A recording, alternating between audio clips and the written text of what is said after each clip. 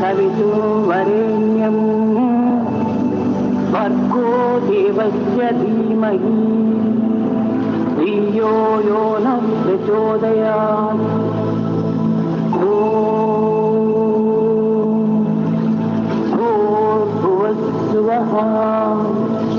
तत्सवितुर्वरेण्यं भर्गो देवस्य धीमहि धियो यो नः प्रचोदयात्। भूर्भुवस्सुवः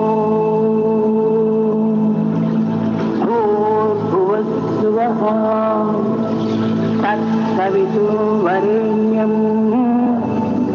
भर्गो देवस्य धीमहि धियो यो नः प्रचोदयात्।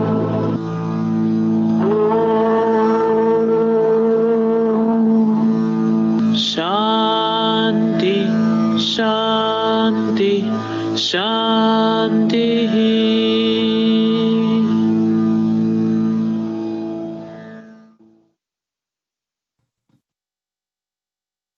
Om Shri Sai Ram.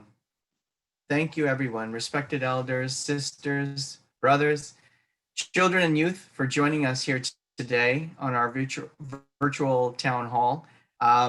It's so nice to get back together again, although it's virtually. Today, we're going to go over, obviously, some of the situations that we're dealing with when trying to reopen our center. And just as an overview, we're going to talk about the different guidelines from the SSIO. I'm going to go through that document in some detail so we can all understand it better. And we have Sister Nishi with us as well. She's part of the medical wing and the committee that's come up with these guidelines. So it's very fortunate that we have her to help explain them.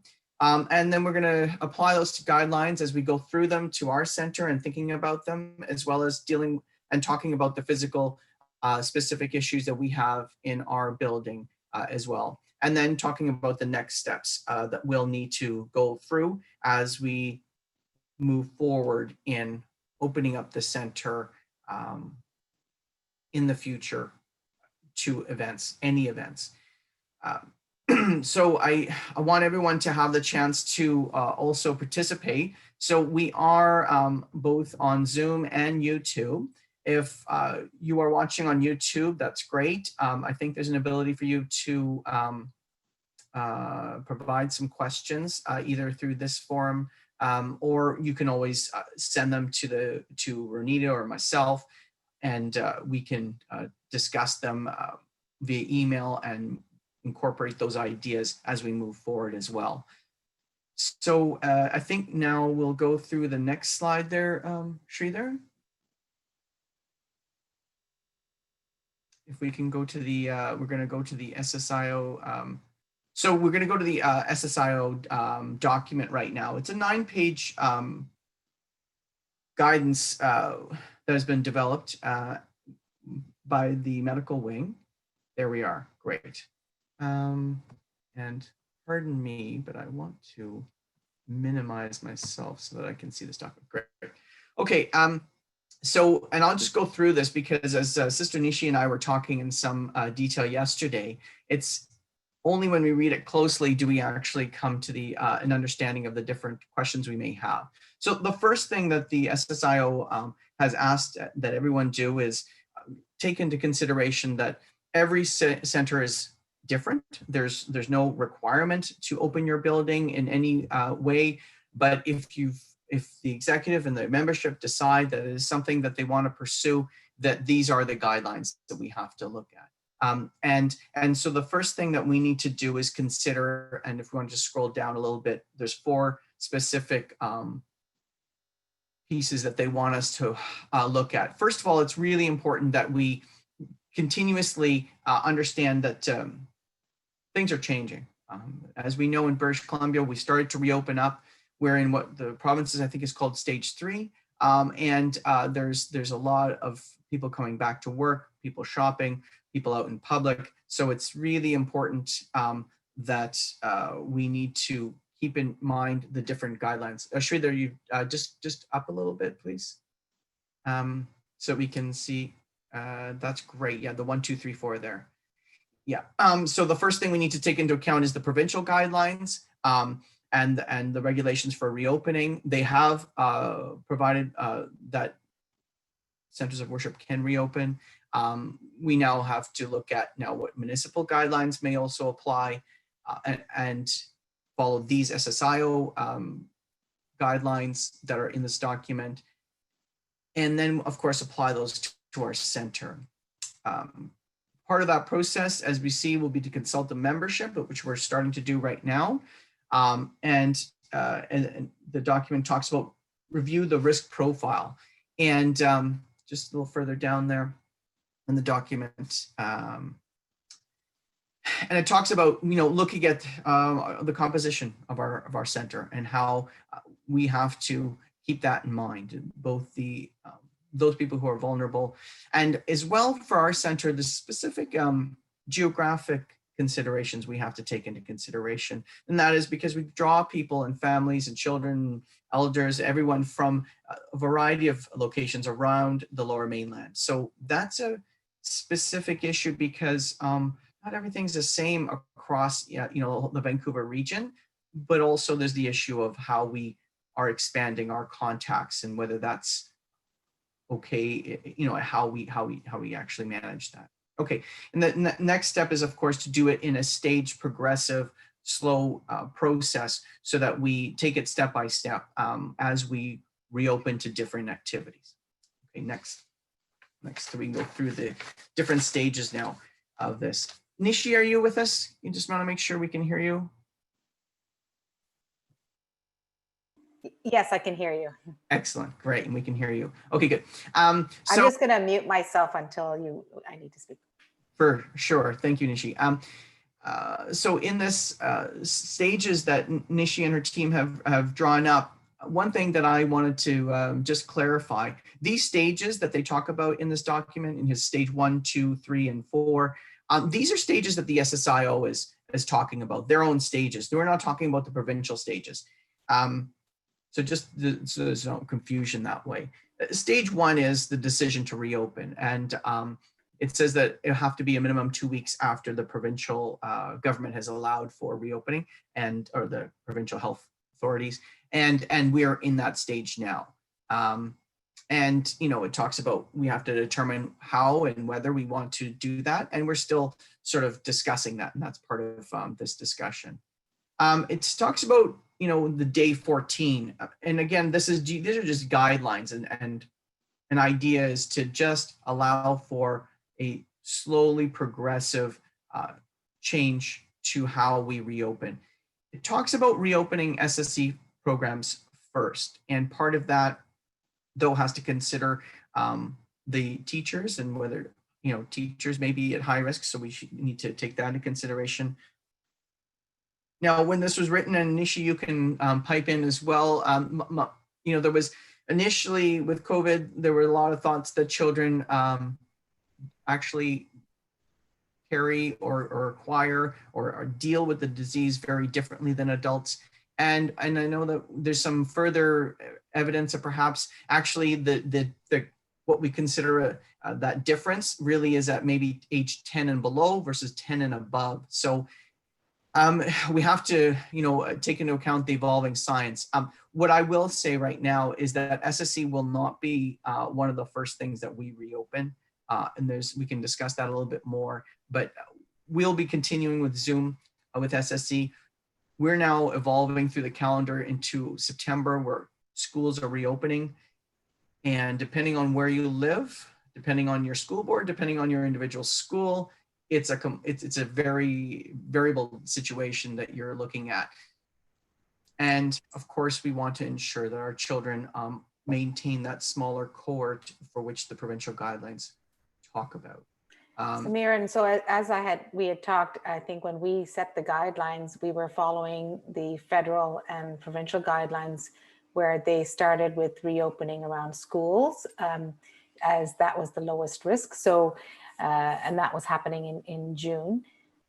So we followed suit, but again, this is just a guideline only. And from my understanding with talking to Sister Preeti Grover and Sister Preeti Mathur, that we've just sent them the guidelines for SSE activities as well, and everybody should be receiving that.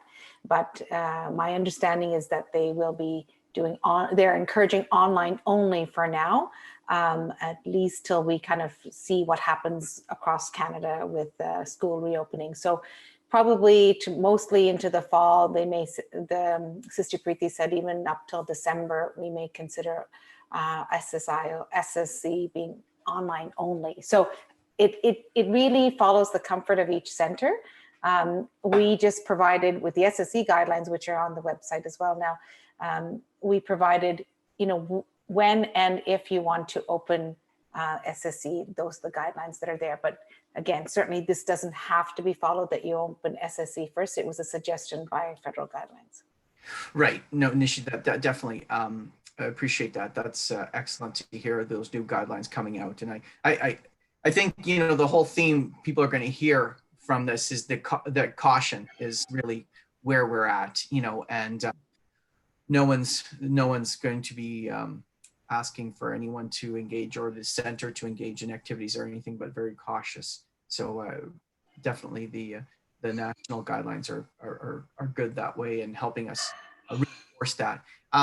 So and the next stage 3 in these guidelines is that it talks about reopening programs such as study circles, SAVA programs, and those can be done without, of course, budgets. Because Sridhar, if you could just, yes, thank you. Budgets are not to resume until further notice. And that's clear because it does carry a higher risk of spreading because of people deeply breathing out and the extra risk that carries. All right, can continue on there.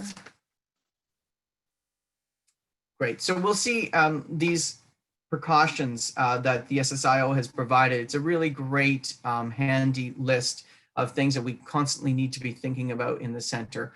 Of course, we will not be distributing any Vibhuti Prasad or anything like that in this time.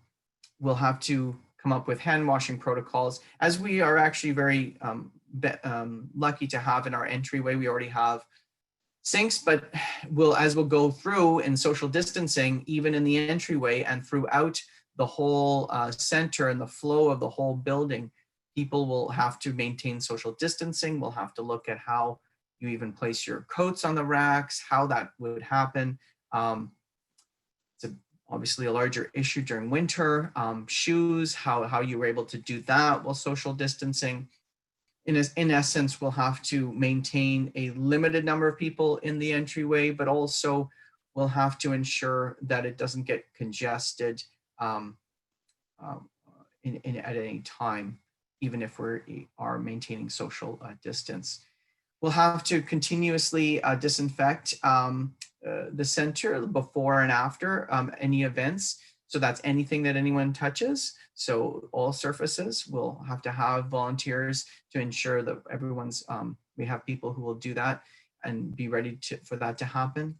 With respect to the library, we do have a library. I was thinking about this, and before we move to the library, when just talking about disinfecting procedures, that of course includes the bathrooms. So we'll have to talk about, having Lysol wipes in the bathrooms and individuals being responsible for wiping down any surfaces that they do touch after every usage. The library, we can come up with a list, and I think there might be a way that we can do, if people are interested in acquiring books, that we can have a pick up and drop off sort of situation there, but we'll have to come up with a plan for that. Seating arrangements. So we will have to obviously think about social distancing throughout any seating arrangements and any events. Nishi has really helpfully provided a document, just I saw it today from Toronto, where they have a very large center, and they came up with a very thorough plan as to how they're going to reopen. Part of their seating arrangements I saw were that they were only going to have chairs, and at first I was thinking maybe we could remove the carpets and just have people provide their own if they want to sit on anything, rather than reusing any soft cushions or soft chairs. But it makes sense what Toronto has done in using chairs only in their plan, because it maintains, when you set out those chairs, no one's going to move them.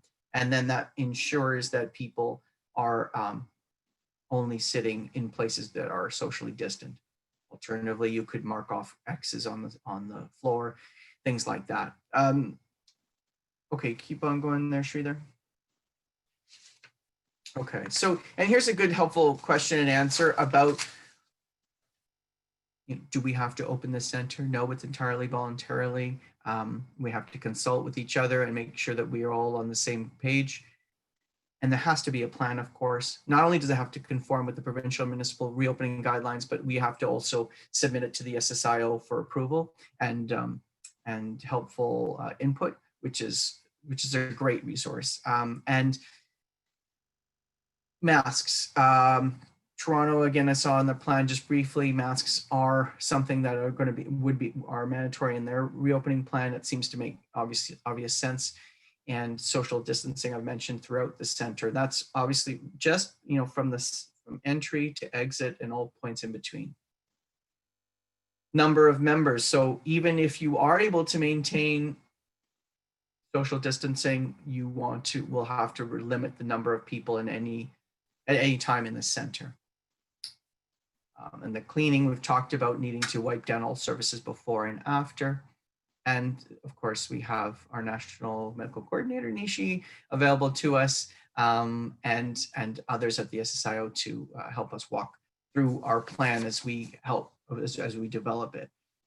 And I think, Nishi, on page 5 here, as we're getting to it, this special note on air handling, that's the change that was added, I think, isn't it? In the most recent iteration? Yes, I think we updated that because, one of the things that we have to take note is we try to update as often as possible, but we can't get everything on there with every province regulation, because each province is different, each municipal is different. So Ontario and Quebec, for example, Quebec is opening up early. They have different guidelines than Ontario and BC. So, but things that we do put on the website, we update it, and there is a notification that there's an update. For the air handling, because there is some airborne transmission, obviously, from COVID, that has to be handled properly. And it doesn't mean that if we don't have the best air ventilation that we can't reopen. It means that we just have to be aware of the risk benefit. And also we have to be aware of what makes it worse. So for example, we don't put fans in front of a speaker. We can open windows for good air circulation. That does help. But not fans that just recirculate air. We want fresh air coming through. So things like that are really important. I know our building's a little old, and what I believe Toronto did was they did get someone to come in and look at their HVAC system and look at their ventilation to give a report. So that's something we may want to consider. Yes, and we do have particular issues, and in the guidelines you'll see, it's very helpful. It says in the bigger areas we can open windows, as Nishi mentioned, and we don't want to turn on those ceiling fans. We don't have a air filtration system, of course, in our center. The small classrooms just I think quite clearly aren't classrooms which can be used safely with the children and in classes. It's really interesting too, just for us to keep in mind in the notes here, to avoid. Obviously, we'll need to avoid. We'll not have any the air dryers in the bathrooms, but also to keep the windows closed in the bathrooms so that there's a proper flow of the exhaust air. Mm-hmm. I think the other thing is to keep in mind is that, if we're following all the other precautions, if people are wearing masks and we're social distancing and we're not singing and we're not talking a lot, the risk of airborne transmission is very, very minimal. It's when we get into crowded areas, which that's why we have to social distance, or it's when we're getting into people singing or talking loudly, so there's airborne transmission, and if they're not wearing masks, then then you get a lot more transmission. So the actual risk with people wearing masks, social distancing, hand washing, and not speaking a lot or singing, we have very little airborne transmission. So it doesn't mean it's zero, but it means that we are minimizing our risk from that perspective. That's great. Yes. It gets more challenging in the winter, of course, when you can't open windows and things like that. But there is, I just saw an article which we have to update and publish, but there is a hierarchy of what is the highest risk transmission, and it's based also on viral load. So, if you're exposed to, let's say, the virus for a very brief moment, it's unlikely to transmit versus a prolonged exposure. So those are the things that we have to take into consideration of when to open. It's much like if you go to any public space, there's always a little bit of a risk, but if you're minimizing your risk. Thank you. Yeah, no, that's really important for us to understand too, because it can be overwhelming, all the thoughts of, okay, what do we need to do? Oh my gosh, how can we possibly do this? Yes. Yeah. We'll get to a little bit later Toronto's specific plan, because I think there is a lot of learning we can do by looking at it closely. I just saw it briefly this morning, but I thought they had some really good ideas that we can also think about. And this is just, again, today, a chance for everyone to expose themselves to the guidelines, the thoughts and possible solutions to incorporating those guidelines into our specific situation. But, and we're basically brainstorming here today. We're not going to be drafting a plan right here and now, but it's just sort of the start of that conversation. Okay, and what else did I think, Nishi, you've done a good job of helping us walk through the points there. Continue there, Shri there. Okay, and then the appendix 1 of this document, just reiterates what what's already been talked about in the document about hand washing, social distancing, no vibhuti or prasad distribution, how we can also minimize any touching of shared articles, whatever they may be. And we need to continue to disinfect those surfaces that are touched. Simple guidance that we're all familiar with now, having entered work or different places. If you're feeling ill or cough or you're not well, obviously you need to, you won't be participating in any center activities. If you need to get tested, obviously that's something that people, if they meet the requirements, will be engaging in. And facility, the number 9 there, facility consideration. Now this is interesting too, when it comes to, I thought, thinking about signage, you will have to also control the movement. So it's not just the social distancing, not just the cleaning, and not just the restriction of our activities, but we'll also want to have clear signs of as to the flow of people moving in and out of the building and how we will manage that as well. And Toronto also had, and you see that in different buildings as well, in your workplaces as well, where we have arrows everywhere and then reminders and signs. I think one of the challenging things will be the entry and exit and having to limit how people accomplish that in a safe manner, especially with coats and things like that. Okay, and also one thing too, and the last point there under number 9, centers should have a contactless method for collecting attendee names and contact information for all events. So that means that if you come to the center, we will need to know your name and contact information. And I think we've seen this too, and restaurants are doing this too at different degrees, but that's important information that is a responsible thing we need to do as a center. And it needs to be done at every visit, right? So that we know who attended at what session, so that if there was any notification, we know who to contact on that day. Yeah, that's right. And the times, frankly, how long was someone there, and et cetera. That'll all be helpful information if that's needed. This unfortunate circumstance of there being an illness that involves anyone who has had contact with a person there. Okay, and then other recommendations, which are where you should all be familiar with that. If we continue there at the bottom of the page, if you travel outside of Canada, you have to self-isolate for 2 weeks, and that that also continues as well for anyone. If you are in contact with anyone who has traveled outside and is in isolation, you should not be coming to the center. And if you want to go to Appendix 2.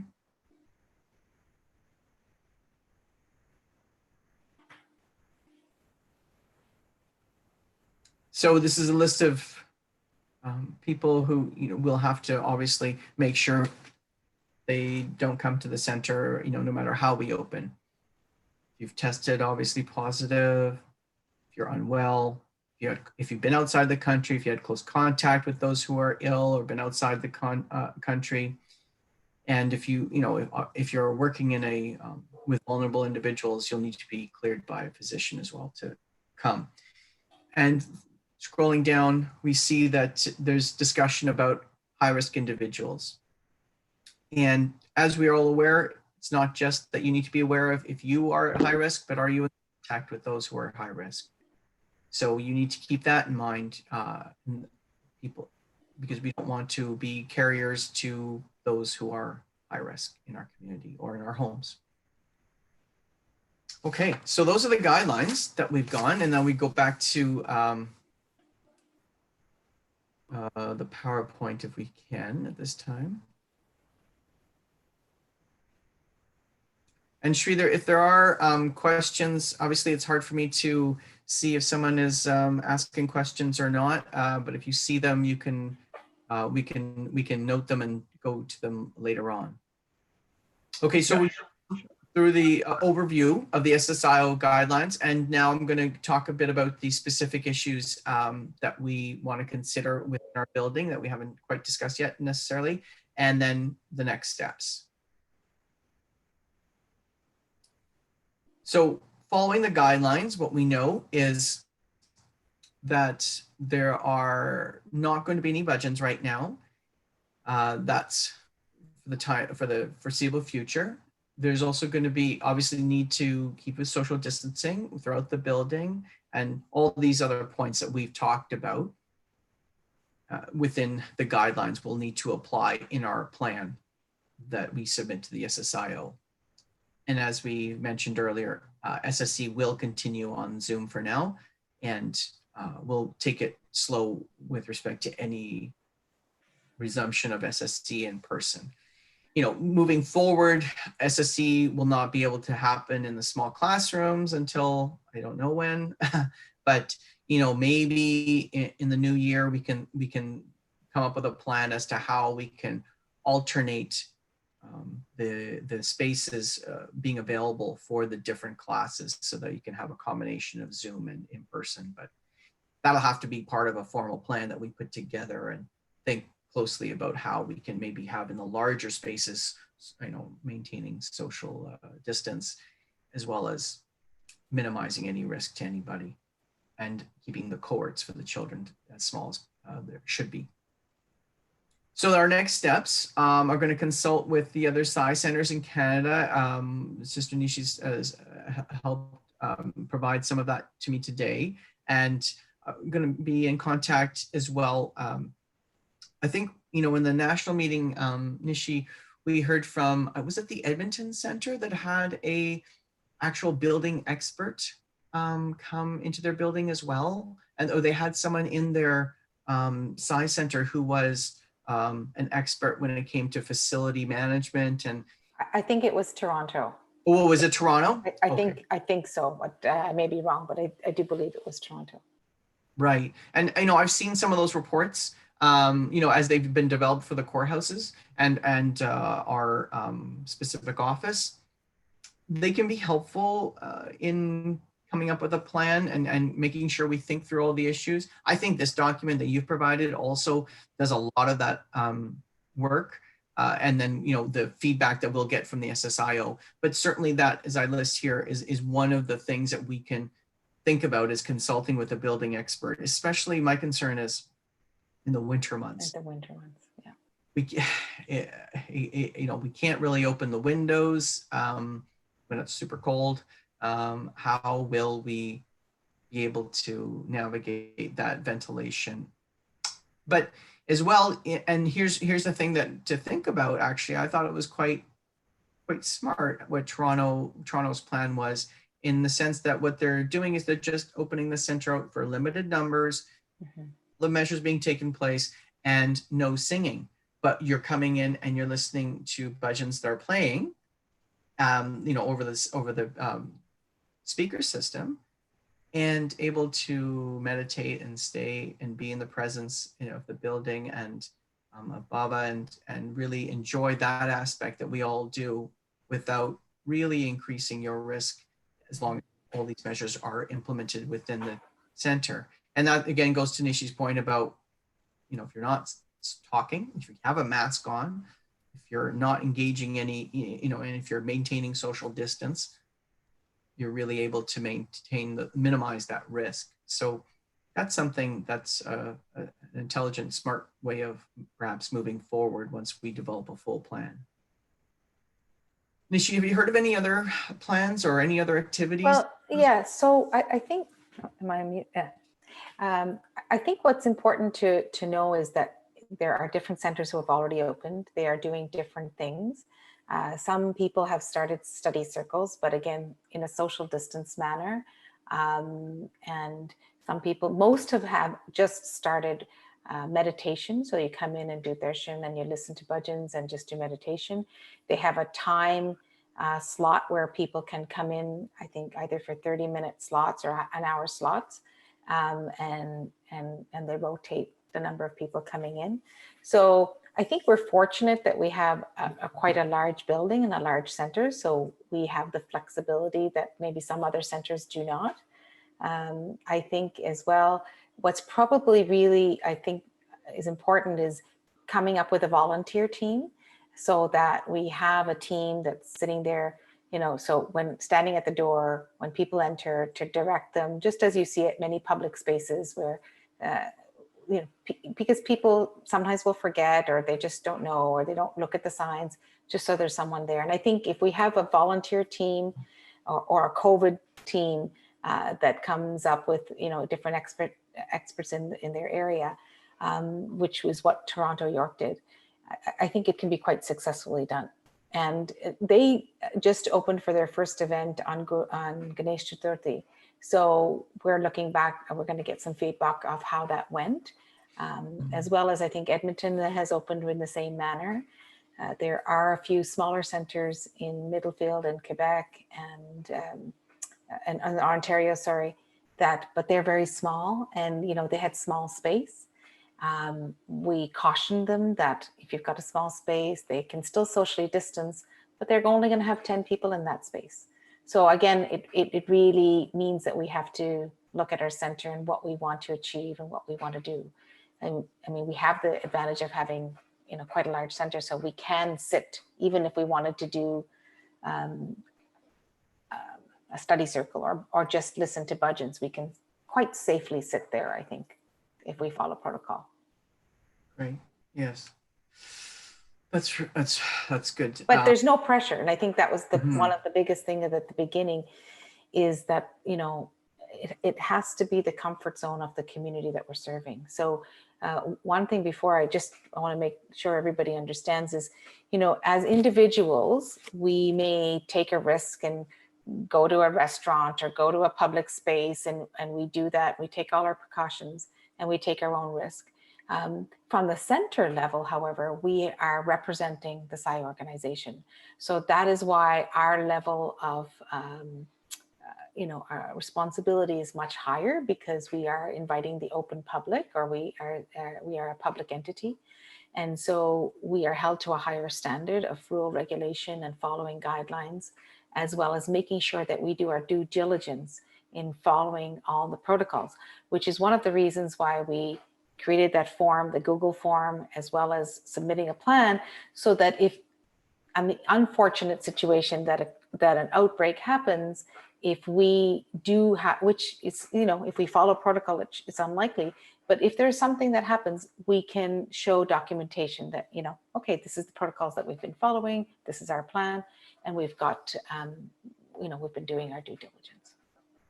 Those are great points. Yeah, thank you, Nishi, for reiterating the caution that, of course, is going to guide us here, and also our comfort level. It could be that Absolutely.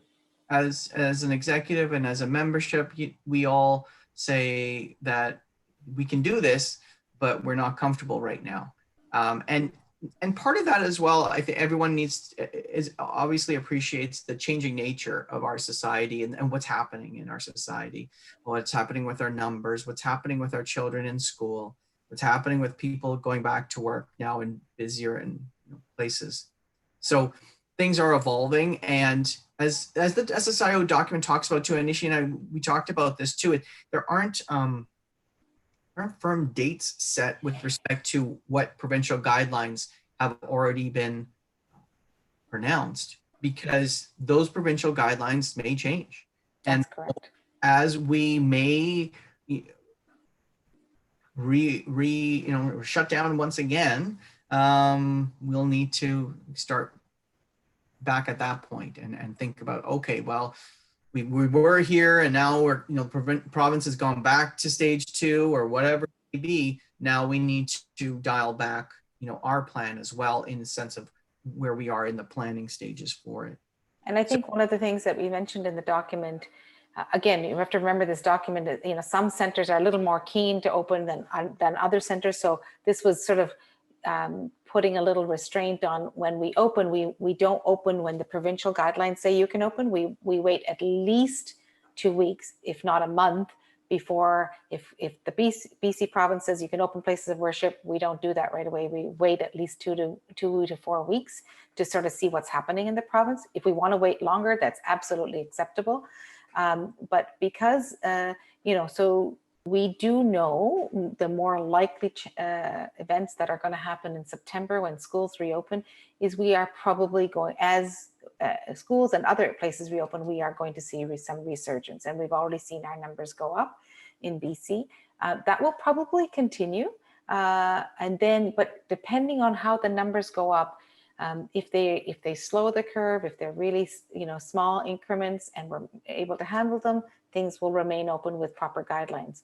If they spike, Dr. Bonnie Henry will be pulling everybody back again and pull us back to closing public spaces, and whichever category we will fall into at that point, we will be closed.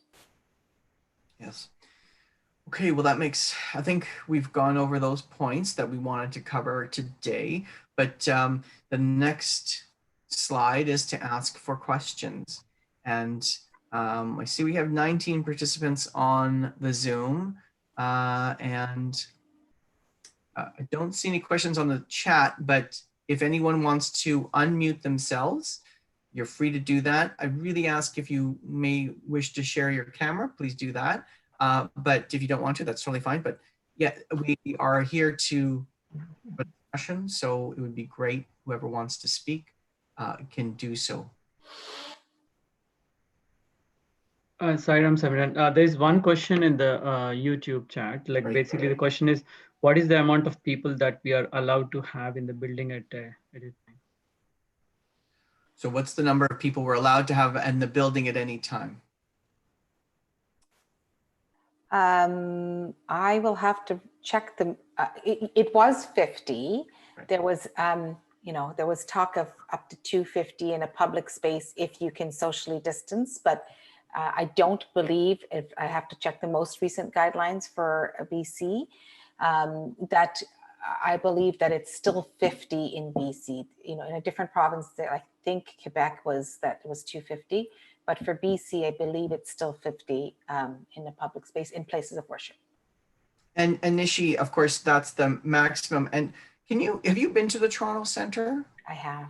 And can you tell us, so their numbers, as I read in their document quickly, was 35. They're limiting their numbers to 35. Can you give us an idea of the physicality of their site and how it compares to ours? Yeah, their place is bigger than ours, for sure. But I think, they could certainly social distance and accommodate more than 35. But I think they're limiting it to 35, from my understanding, is because you also have to consider all the volunteers. right? So the number of people in the building include the volunteers and anybody in the building. So if they've got 10 volunteers, they're just wanting to keep it from that's my understanding, although I didn't ask them on that point specifically, but I definitely know that they can accommodate more than 35 people or 50 people social distancing. But they're just keeping Ontario, it's hard for me to keep on everybody's guidelines, but I think Ontario is also 50. I believe Quebec is 250 with appropriate social distancing. Yeah, I think Quebec is 250 because I thought they actually had some sporting event in Quebec. Maybe. That's right. That was. They may change that now, but that was a stadium. That was an outdoor stadium. Yeah, exactly. Right. Crazy. So, and for places of worship, I think we're still looking at 50. Right. Okay. There was a question about SEVA activities. So what kind of SEVA activities can we participate in? One of the things that we've cut back is obviously when gathering to do SEVA, and for us to go into the community and do SEVA. Mm-hmm. We've been limiting it to sponsoring SEVA activities, through monetarily as we're able. What kind of SEVA activities can we think about doing? Again, that would go to the comfort zone of the individuals doing the SEVA. But I think that, let me give you an example. If we said the youth wanted to do the sandwich making, what we would require would be that each person is socially distanced in their station when they're doing the sandwich making, that they're wearing masks, they're wearing gloves, and that someone who's done the food safety certificate would be on site to ensure food safety when the sandwiches are being made, right? So it means, and if we do that and we do it properly, the risk is pretty low. We have to think, restaurants are being opened. People are sitting in restaurants, people are doing things, food service is being done. And we haven't had a problem actually in the province when rules are followed and when guidelines are followed. So like I said, if we're all wearing masks and gloves, everything, all the protocols that we talked about are in place, we're social distancing, we're following food safety, we should be okay. I wouldn't say that, if we have volunteers over 65, probably not a good place to start with. I'd probably start with the youth, but we do need to make sure that the youth are all following the guidelines. That's an example of what we could possibly start with, or we could, we could say that we can't make food at home because again, we don't have food safety certificates at people at home, and we are distributing to the public, which is a problem then. So we cannot do that. We could, again, there's this thing about collecting cans and stuff like that for the food bank. We could do that as long as we, let's say, wipe down the cans before we put them into the food bank. You have to look at each particular SEVA activity and say, am I causing any transmission of risk? Because we are public and individuals can do whatever SEVA they like on an individual basis, but when it comes to us as a PSI organization, we just have to make sure we've done, again, all the due diligence to make sure we're not creating any spread. But the biggest spread is obviously more close contact than anything else. Excellent. Okay, thank you. I have a question, Nishi and Simran. More of a thought-led question, actually. Now, I totally understand all the guidelines, and both from the provincial, federal, and the PSI organization. Now, at some point, and I'm trying to figure out a timeline, actually. At some point, obviously, as you guys have said, that these things will have to open. This is a huge center, and we just cannot, keep it closed forever. So we have to figure out a timeline, given all the conditions and all the requirements. I totally understand that. My major concern is the physical infrastructure. Winter is coming in, so that's not very, helpful for us, by the way. And therefore, given the infrastructure that we have and carpets and all that other kind of stuff, so how do we figure this out? Because it looks like that is the biggest handicap we have at this point, right? I mean, we can definitely do the SEVA activity you mentioned. I think that can certainly be started. To some extent, I guess the youth going into the classrooms in limited quantity in some form or the other can be started. But the regular major events that we normally have in terms of budgets and things like that on a Thursday and a Sunday. So my point is, is that basically, You're trying to understand that is it going to be pretty much done with for the year? Is that the basic idea? Would you like me to comment, Samir? Yeah. You Okay. can go first, Nishi, and then I can say, yeah. Brother Shaker, I think, yes, as far as we're talking about singing bhajans, I do not think that that's going to happen for the rest of the year. We're pretty clear on that, because aerosol transmission from singing is it's probably one of the higher risk activities. So I probably do not, and again, I can't predict, I don't have that ability to do that, but I certainly think that until we have a vaccine or until we've got through this pandemic, we are not going to be singing bhajans. Other activities, I think, again, it would come to the comfort level of the center, and I'll leave Samiran to speak to that. Like, yes, can we do it? Maybe we can do a study circle. Maybe we can come and meditate in the center and put the bhajans on and just silence. I mean, that is that is not my call to make that decision. That would be the executive of the center. But I do think we can have some activities at the comfort time whenever everybody's ready. Okay, perfect. So Samran, yes, you wanted to comment. I have a question for you. Yeah, go ahead. No, just to reiterate, what Nishi has said very clearly, that obviously we need to be comfortable. We need to be flexible in the sense of adapting as to how our current community is dealing with COVID. Right now, Shaker, one thing that we have to keep in mind, we're sort of on the edge of a situation that we don't know as how it'll play out, right? That's what September really shows to me. People are coming back from vacation, going back into the office. Children are going to school in different and various ways. We have families from across the Lower Mainland, and we need to make sure that we're not a place where we are increasing the number and the types of contacts that are not safe. Having said all of that, we do have some great ideas from Nishi and other centers as to how we might accomplish being, coming to the center without engaging in high risk activities. But again, that'll have to be something that the executive and the community is comfortable with. We'll have to have an army of volunteers, and we'll have to have a plan. So it's a good thing to manage people's expectations. And that's what we're trying to do with understanding the process. And we right now haven't developed a plan, because I think right now the executive, as we've talked a couple of times this summer, we're all waiting to see what happens in the fall. And then we can say, okay, this appears to be a way in which we can move forward. But I think and that is well understood, actually. That's very well understood. Not that I don't get all of that. That's pretty good. My only concern, is that, being a voluntary organization, and without spelling out, basics, that you probably understand what I mean.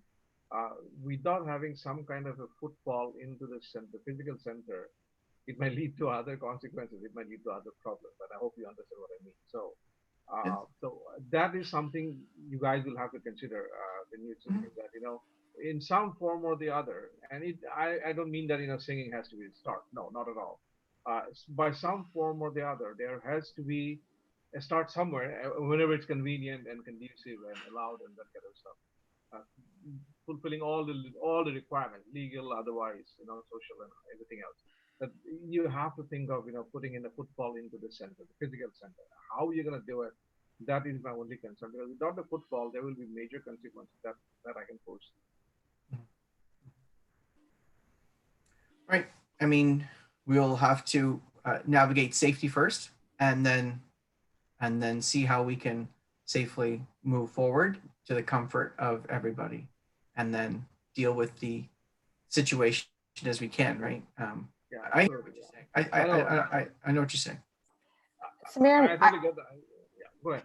my thought is, it probably would be a good idea for the Vancouver Centre to get a team together, a COVID team that's going to deal with, there's going to be volunteers, but also kind of like the document I showed you from Toronto, is they have a team, they have a medical person on their team, they have a, a couple of different key people, and then look at the feasibility of the plan to reopen. It doesn't have to, that'll take a month or so anyways. And so if you have things in place, and then as we are learning with the reopening and things, we will learn fairly quickly in the month of September, early October, what is happening. That way, when we have a plan in place, whenever we want to reopen, whether it be November, January, whatever, you have something in place. We've kind of thought through the whole process, and we can put in the stuff that we've learned from. Yes, that makes Tough job. I totally understand. Samiran and his team is now obviously facing a real challenge here, and we are with you. I mean, I can assure you, Samiran, that whatever help, assistance, whatever you need from us physically and otherwise, we'll be there to help. But these are just thoughts I thought I'll share with you because it does I look at the concerns of it and I totally understand the safety aspect of it, which is very, very critical and important. So yes, no, you have our good thoughts and wishes, and I hope Swami guides us. And that's my thought at this time. Thanks. Great. Thanks, Shekhar. Thank you. Are there other questions, comments? People want to tell us how they feel or anything else?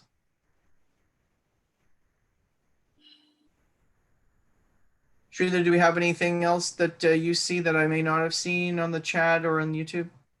No, I think like both whatever the questions it was posted, we've answered. Okay. So again, whoever is hearing this and being a part of it, thank you so much for coming. And of course, you can always email anyone on the team, on the Sai Center team. We're all working together with the previous team as well, and with the trustees and with Nishi. And we're so lucky to have everyone so engaged and happy to work on this very difficult and novel issue. This is new for all of us. And even if you just want to express your thoughts or your feelings of eagerness to open or lack of eagerness to open, or perhaps we haven't thought of everything that you are thinking of, or that you've heard other people thinking of, please do let us know. We will definitely take that into account. And just one last note, I think Ronita was able to fix the calendar as it was populating on the website. Just so everyone knows, the calendar automatically populates from a Google Calendar, and it had started popping up with events for September. Let there be no confusion. There are no events in the center for September. It's still closed until further notice. And lastly, when we talk about the center opening and closing and this whole discussion, it's really about a building issue. It's not about a community issue. We are open as a community, and we are still, being together as a community as much as we can over Zoom and virtually and otherwise. And we want to be here to support everyone. So if you know that people need support and aren't getting that support, if you know that there are issues that your fellow Sai brothers and sisters can help with, please do let us know. And we want to make sure we take care of everybody and that no one's left out, even though we're not all gathering on a regular basis. So with that, I'm just going to say a couple of things at the end, Samira, and is that certainly with experience of Toronto, Edmonton, and I think Ottawa has also reopened. Yes, that's right. Ottawa has reopened. So those are large centers. It'll be very interesting. We, as a medical team, is going to be touching base with them and finding out their experience, and happy to share that with you. We will be doing a Q&A most likely on the September 12th, another town hall kind of Q&A for the medical team for any center to ask any questions. And so that Zoom link will be going out shortly. So if there's anything that comes up, but we'll also be able to hear back from other centers of what their experience has been. So I think it is a learning curve from all of us. It's going with our comfort zone, and we have to trust in Swami, and maybe at this time, Swami, I don't think it's permanent, but Swami's asking us to maybe go within and find Swami from within, not necessarily just in the center, and to make that connection. But we have to leave it to his will. We will be open at some point. Thank you. Thank you so much, Sister Nishi. And if there's no further comment, then we'll just conclude with our concluding prayer, and then we'll end the discussion here today. Thank you. So, Om Shri Sai Ram.